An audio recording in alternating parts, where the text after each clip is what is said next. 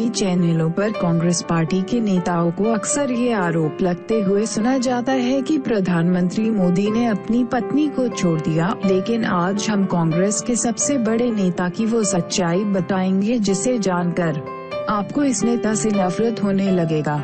जवाहरलाल नेहरू की पत्नी कमला नेहरू को टीबी हो गया था। उस जमाने में टीबी का दहशत ठीक ऐसा ही था जैसा आज एड्स का है, क्योंकि तब टीबी का इलाज नहीं था और इंसान तिल तिल तड़प तड़प कर पूरी तरह गलकर हड्डी का ढांचा बनकर मरता था और कोई भी टीबी मरीज में पास भी नहीं जाता था, क्योंकि टीबी सांस से फैलती थी। लोग पहाड़ी इलाके में बने टीबी सेनेटोरियम में भर्ती कर देते थे।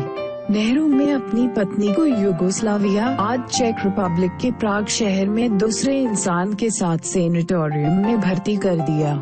कमला नेहरू पूरे 10 सालों तक अकेले टीबी सेनेटोरियम में पल पल मौत का इंतजार करती रही, लेकिन नेहरू दिल्ली में एडविना बेंटन के साथ इश्क करते थे।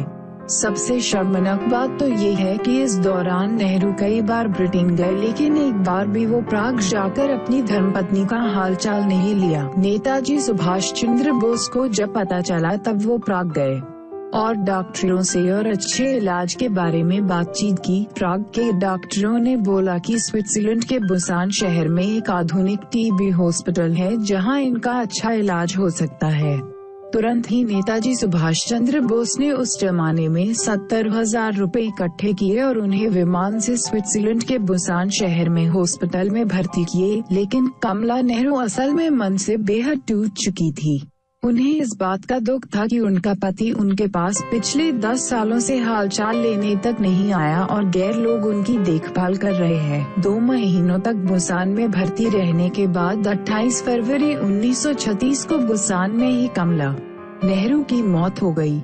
उनके मौत के 10 दिन पहले ही नेताजी सुभाष चंद्र ने नेहरू को तार भेजकर तुरंत बुसान आने को कहा था, लेकिन नेहरू नहीं आया। फिर नेहरू को उनकी पत्नी के मौत का खबर भेजा गया, फिर भी नेहरू अपने पत्नी के अंतिम संस्कार में भी नहीं आया। अंत में स्विट्जरलैंड के बुसान शहर में ही नेताजी सुभाष चंद्र बोस ने नेहरू की पत्नी कमला नेहरू का अंतिम संस्कार करवाया।